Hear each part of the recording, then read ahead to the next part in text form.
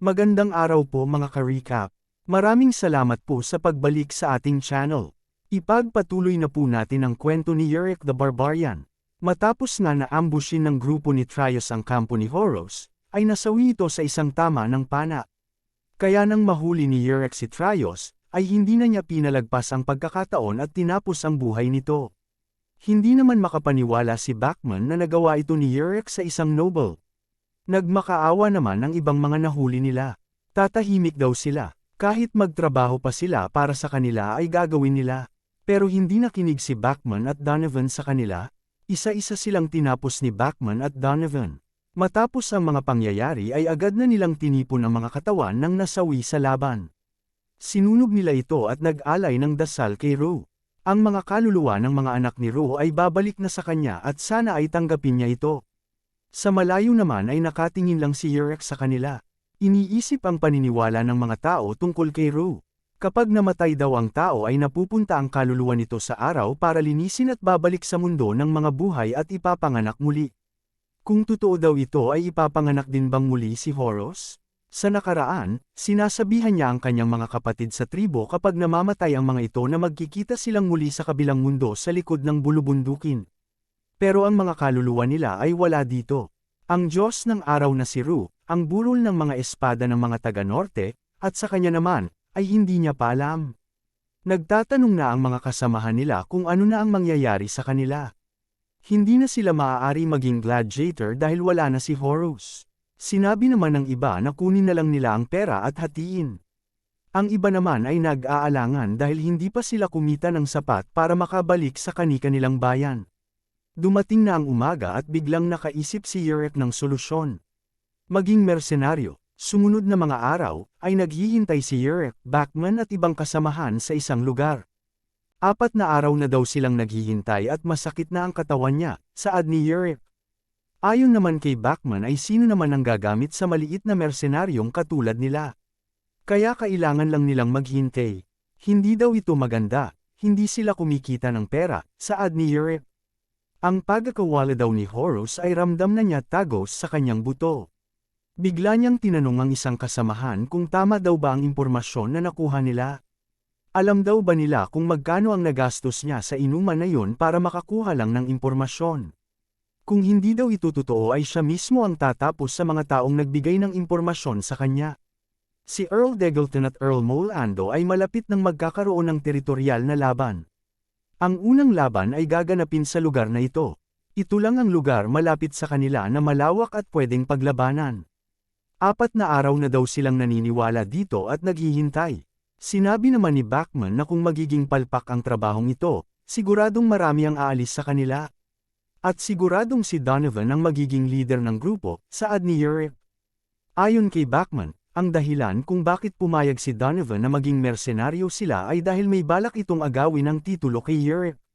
Sinabi naman ni Yurick na kailangan nila si Donovan, magaling siyang humawak ng tao at mukhang mas bagay nga sa kanya ang posisyon ng leader. Bakit kaya hindi na lang nanatili si Bachman sa militar? Mas maganda pa sana ang buhay niya doon kaysa pagiging gladiator. Si Yurick naman ay takam na sa baboy damo na niluluto nila. Bigla namang sumigaw ang kasamahan nila na dumating na daw sila. Ano daw ang pinagsasabi niya? Tanong ng iba. Pero bigla nilang itinapon ang mga karne at sinabi ni Yurick na ihanda ang kanilang mga sandata dahil kapag nagtagumpay sila, papakainin daw niya silang lahat hanggang sa mabutas ang kanilang tiyan.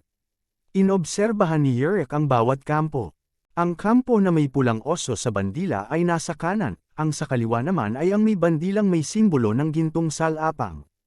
Si Earl Degelton daw ang pulang oso at si Earl Molando naman ang gintong salapang. 100 sundalo bawat isa, kaya daw nilang sumali kung kailan nila gustuhin. Naghanda na sila at ngayon ay simula na ng kanilang unang plano. Sa kampo naman ng mga Molando, makikitang gali na galit si Earl Molando dahil balak pa talagang kunin ni Degelton ang lupang pinamumunuan ng mga Molando 2 henerasyon na. Pero meron din daw katibayan si Degelton na sa kanila pa ang lupa. Sinabi naman ni Earl Molando na hindi nakaligtas ang dokumento na patunay na nabili ng kanyang mga ninuno ang lupa. Kumpiyansa naman sila na hindi lamang ang kampo ni Degelton sa hukbo dahil magkasing laki lang naman ang populasyon nila. Ipapasakamay na daw nila kay Ru ang kanilang kapalaran. Bigla namang sumigaw ang isang sundalo na may taong paparating. Tinanong siya ni Earl Molando kung envoy daw ba siya ni Degelton. Nagsalita ang lalaki at sinabi na envoy siya galing sa isang mersenaryo. Nakaestasyon daw sila malapit sa lugar. Sino daw ang kanilang pinuno, tanong ni Molando. Ayon sa lalaki ay ang mandirigmang si Yurek ang kanilang pinuno, dating gladiator sa grupo ni Horus. Hindi pa daw niya ito narinig. Ilang tao daw ang meron sila? 22, sagot ng lalaki. Lahat ay veterano at eksperyensya daw. Bamulong ang isang sundalo at sinabi na hindi malayo ang kalidad ng mersenaryo sa mga sundalo, malaki daw ang magiging epekto nila sa laban. Pero tinanong siya ni Molando kung paano daw siya magtitiwala sa mga taong biglang nagpakita lang sa kanya. Pero seryosong sinagot siya ng lalaki na kung hindi daw sila papayag ay sa kay Earl Degelton sila magtatrabaho. Sa katunayan ay nandoon na rin sila sa kabilang kampo. Nagalit si Molando dahil mukhang tinatakot daw siya ng hamak na mersenaryo. Nagsisisi naman siya na ginampanan niya ang papel na ito para sa maliit na pera. Mukhang ayaw daw nila kaya aalis na lang siya. Nainis si Molando pero bigla niyang tinanong ang lalaki kung magkano daw ang kanilang gusto. Makalipas ang ilang sandali ay bumalik na siya sa kanilang kampo. Tinanong siya ni Yurek kung kumusta ang negosasyon. Handang magbayad daw si Earl Molando ng 100 sel kada tao, kalahati ng makukuhang kayamanan ay ibibigay sa kanila. Ayon naman sa isang envoy ay handang magbayad si Earl Degelton ng 200 sel. Handa niya rin daw itong dagdagan depende sa kontribusyon nila. Sinabi ni Bachman na mukhang mas maganda ang offer ni Degelton sa kanila. Kumpara kay Molando na sila pa ang gagawa ng paraan para gawin pera ang makukuha sa laban. Kung ganoon daw ay kay Degelton sila magtatrabaho, saad ni Yurek. Pero biglang tumutol si Sven sa kanila. Sa kanyang opinyon daw, ay mas mabuti kung kay Earl Molando sila magtatrabaho. Bakit? Tanong ni Yurek. Sa tingin niya ay hindi magbabayad ng 200 sel si Earl Degelton. Wala daw kakayahan magbayad si Earl Degelton ng ganitong kalaking halaga para lang sa maliit na teritoryo. Mas kaduda-duda pa nang sinabi niyang dadagdagan niya ang bayad kung malaki ang kontribusyon nila. Hindi daw siya magpapalabas ng pera para lang sa kanilang mersenaryo. Sa kabilang banda, mas kapanipaniwala naman ang alok sa kanila ni Earl Molando dahil ang kailangan lang nilang gawin ay magbayad ng 2,200 sel. Baka nga daw ipaligpit pa sila ni Earl Degelton kapag nanalo sila kung sa kanya sila magtatrabaho. Isa pa, si Earl Degelton daw ang nagsimula ng gulong ito, ibig sabihin ay isa siyang noble na may ambisyon. Sinabi naman ni Yurek na kumbinsido siya sa paliwanag ni Sven, ano naman daw sa tingin nila. Sumang-ayon ang lahat sa desisyon na magtrabaho sila kay Earl Molando. Ngayon ay magsisimula na ang unang trabaho nila bilang mga mersenaryo. Nabalitaan naman ni Earl Degelton na ang mga mersenaryo ay magtatrabaho sa ilalim ni Molando. Pero hindi daw alam ni Molando na ang kapitan ng isang napakalakas na mersenaryo ay kanyang kapatid sa ama. Sinabi ng isang magandang lalaki sa tabi ni Degelton na nasorpresa din siya nang malamang kapatid pala ni Earl Degelton ang kapitan ng Silver Lion.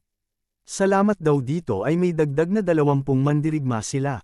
Halos sa puwersa daw ni Molando ay mga magsasaka at hindi sundalo, kaya wala din daw epekto ang mga mersenaryo na kanilang kinuha. Kumpara sa Silver Lion na kilala sa kontinente bilang malakas na mga mersenaryo. Kahit si Degelton ay hindi inaakala na ang kanyang kapatid na nagliis 10 taon na ang nakalipas ay magbabalik. Biglang pina-address ng magandang lalaki si Degelton dahil may paparating na mga pana. Ang pangalan ng lalaki ay Arian, at ipinangako ni Degelton na ibibigay sa kanya ang lupa kapag nanalo sila sa laban na ito. Para daw sa kanya ang laban na ito. Sa kampo naman ni Molando ay nagulat sila nang makita na doble ang puwersa ni Degelton. Sa isip ni Molando ay kung hindi nila kinuha ang mga mersenaryo ay siguradong matatalo sila ng walang laban. Pero nag-aalala pa rin si Molando dahil kulang sa armas ang mga mersenaryo. Kahit na mga veteranong mandirigma sila ay kulang ang kanilang sandata compress sa kalaban. Dehadong-dehado sila. Nagsimula nga ang labanan sa gitna ng dalawang earl. Sinabi ni Yurek na sila ang bahala sa kanan at kaliwang bahagi. Simulan na nilang kumita ng pera. Si Sven naman ay sabik na sabik dahil matagal-tagal na daw siyang hindi nakakalaban. Lumapit na daw sila at ipadala siya sa burol ng mga espada. Hindi nga talaga natatakot si Sven sa kamatayan. Sigurado kasi siya na mapupunta siya sa burol ng mga espada kapag namatay siya. Sumigaw si Donovan na sundan si Sven. Nasira na ang formation ng kalaban. Nagmamakaawa naman ang ibang sundalo dahil mga magsasakal lang daw sila. Bakit kailangan nilang mamatay sa laban ng dalawang Earl? Mainit ang labanan ng mga sundalo at mersenaryo. Sumigaw ang kampo ni Degelton na nasisire na ang formation nila dahil sa mga mersenaryo. Iniutos ni Degelton na ipadala ang heavy infantry. Dumating na nga ang mga armadong sundalo ni Degelton. Nakita ito ni Yurek at napangiti. Mukhang sila na daw ang mga piling sundalo ng kalaban. Biglang nagdasal si Bachman kay Ru na sana ay ibigay sa kanila ang biyaya ng buhay at tagumpay. Kapag nasa kanila ang basbas ni Ru ay makakaligtas sila. Naging madyugo ang laban ng mga mersenaryo at ang mga piling sundalo ni Degelton. Para kay Yurek, ang kamatayan ay nasa likuran niya lang. Ang mga kalaban nila ay hindi titigil hanggat hindi siya napapatay. Kapag nakasalubong mo daw ang mga ganitong klaseng mandirigma, ay kailangan mo silang tapusin. Walang magawa ang mga armadong sundalo ni Degelton kay Yurek. Bigla namang naramdaman ni Yurek ang paparating na sibat galing sa kanyang likuran. Pero mabilis niya lang itong naiwasan parang may mga mata siya sa kanyang likod. Muntik na daw siyang mamatay. Paano daw? Paano naiwasan ng isang barbarian ang kanyang sibat, pagtataka ng isang sundalo? Simple lang ang sagot ni Yurek, nababawasan ang pakiramdam ng mandirigma kapag nakasuot daw ito ng helmet. Kahit simpleng mga intuisyon lang daw, ay mahalaga pa rin para sa isang mandirigma. Hindi makapaniwala sa Degelton na sila pa ang natatalo sa labanan. Napansin ni Arian na may magaling na mandirigma ang mga mersenaryo at nasisire na din ang formation nila. Hindi daw sila pwedeng umatras. Pero mabilis na sumugod si Yurek sa likuran sa direksyon ni Degelton. Sigawan ng mga sundalo na huwag daw siyang palapitin pero napakabilis at napakagaan ng katawan ni Yurek at hindi siya mahabol ng mga kalaban. Nakita na niya si Degelton. Kailangan niya daw itong hulihin ng buhay. Pababagsakin niya lang daw ito gamit ang hawakan ng kanyang palakol. Itinapon na nga ni Yurek ang palakol sa direksyon ni Degelton pero sa kasamaang palad ay sinalo ito ni Arian. Nakita ito ni Degelton at sinigaw ang pangalan ni Arian. Nakiusap si Arian na tumakas na daw siya. At sinabi na mahal daw niya si Degelton. Umiiyak na tumakbo papalayo si Degelton. Ipaghihiganti daw niya si Arian, ang kanyang mahal. Nainis naman si Yurek dahil nakatakas si Degelton. Walang nagawa ang ibang mga sundalo kung hindi ang tumakas din ng makitang tumakbo ang kanilang leader. Kinagabihan sa gitna ng lugar kung saan naganap ang laban, iniisip ni Yurek kung saan kaya napupunta ang mga kaluluwa ng mga sundalo na mayapa. Napunta kaya sila sa araw? O ipinanganak daw ba silang muli? Sa mansyon naman ni Degelton, ay nagluluksa siya sa pagkamatay ni Arian. Tinatanong niya sa Diyos ng araw kung bumalik ba ang kaluluwa ni Arian sa kanya. Kailan daw siya maipapanganak muli at makakasama niya? Para sa kanya, ang mundong ito ay walang halaga kung wala si Arian. Bigla namang may pumasok sa kanyang kwarto. Walang iba kung hindi ang kanyang nakakatandang kapatid. Si Garcia. Sinabi ni Garcia na mabuti pang isuko na lang ang maliit na lupang sakahan, hindi daw kasing halaga nang mawawala sa kanya ang lupang yon. Mabuti pang magpadala na lang ng envoy para sa kapayapaan. Pero iginigiit ni Degelton na hindi pa tapos ang laban. Kailangan niyang maghiganti. Sino daw ang ipaghihiganti niya? Ang kanyang lalaking nobyo daw ba? Tanong ni Garcia. Paano niya daw ito nalaman? Tanong ni Degelton.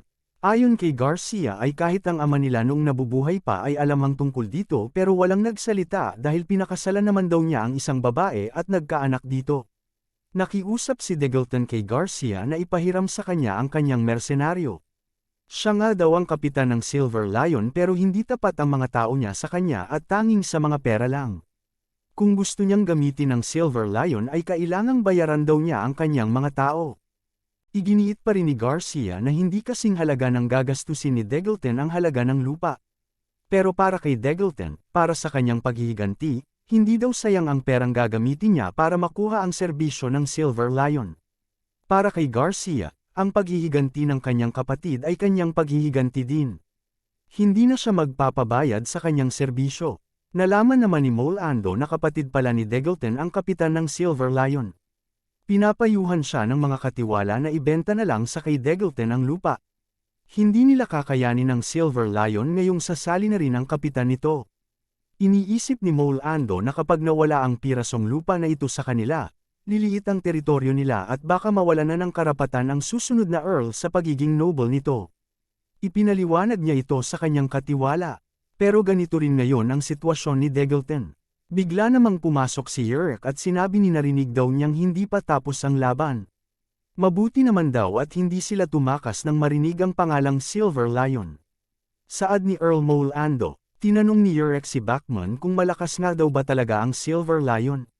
Hindi naman makapaniwala si Mole Ando na hindi niya kilala ang Silver Lion. Para naman kay Yurek ay hindi naman mahalaga kung alam nila ito o hindi. Wala din daw isa sa kanila na nakakita sa Silver Lion kaya iniisip lang nilang malakas ito at natatakot agad. Pero sinabi naman ni Bachman na sa mundo ng mersenaryo, reputasyon ang patunay ng lakas ng isang grupo. Bigla namang tinanong ni Yurek si Mole Ando kung lalaban daw siya. Binalik naman ni Mole Ando ang tanong kay Yurek. Sasama daw ba ang grupo niya kapag nagdesisyon siyang lumaban? Bigla namang sumigaw si Sven na lalaban siya dahil ang bulol ng espada ay naghihintay sa kanya. Si Bachman naman ay susunod sa gusto ni Yurek. Nag-aalinlangan naman si Bachman dahil sanay daw makipaglaban ang Silver Lion sa mga malawakang digmaan. Mukhang hindi ito magandang ideya. Sinabi naman ni Yurek na mukhang si Donovan lang ang mag-isang aatras. Nainis naman si Donovan kay Yurek. Hindi niya daw alam kung kailan aatras. Dagdagan pa ni Bachman na ipinaalala sa kanya na susundin ang desisyon ng nakakarami. Alam niya daw ito kahit hindi pa niya ay paalala. Kung gayon daw ay sasali sila sa laban. Sinuri ng mga tao ni Mole Ando ang lugar kung saan sila lalaban. Nag-iisip sila ng magandang taktika paano haharapin ang kalaban. Nagmasid din si Yurek sa lugar. Biglang nakaisip ng ideya si Yurek. Ano naman daw ito? Maghihintay sila ng ambush. Hihintayin nilang magsimula ang laban, pagkatapos ay huhulihin nila si Earl Degelton. Nagalit naman ang mga sundalo dahil walang lugar na pwedeng paghintayan ng ambush dito. Ano daw ang ibig sabihin nilang wala? Merong magandang pwesto daw doon na hindi nila aakalain. Dito daw siya lumaki kaya alam niyang walang pwesto na pwedeng pagtaguan. Nainis na si Yurek. Ilang beses daw niyang sasabihin na meron. Doon sa lupa ng mga dumi. Ayon kay Earl Mole Ando dito nila nilalagay ang kanilang mga dumi. Sinabi ni Yurek na dito daw sila magtatago, maglalagay sila ng dumi sa kanilang likod at dadapa. Hintayang magsimula ang laban at sorpresahin si Earl Degelton. Mukhang may punto daw ang sinasabi ni Yurek. Pero parang hindi pa rin nila masikmura ito. Kung sino daw ang sasama sa kanyang maghintay ng ambush ay may dagdag na bayad, saad ni Yurek. Tila walang gustong mahiga sa dumi kasama si Yurek. Si Sven naman ay hindi nag-alinlangan at sinabing sasama siya. Kailangan daw ni Sven ng 5 tao pero mas maganda sana kung 7 or 8 sila para sigurado. Bigla namang nagboluntaryo si Donovan. Sinama niya rin sila Lo, Vajern, at Giggs. Ayaw pa sana ng 3 pero wala silang magawa kay Donovan.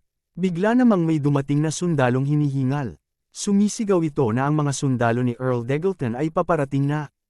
Ngayon daw ay simulang na nila ang paghahanda. Abangan po natin mga ka-recap ang round 2 ng digmaang sa pagitan ni Earl Degelton at Earl Mole Ando sa susunod na mga kabanata. Maraming salamat po sa panunood at sana po ay nagustuhan ninyo. Please like our videos po and also subscribe to our channel. See you soon. Bye!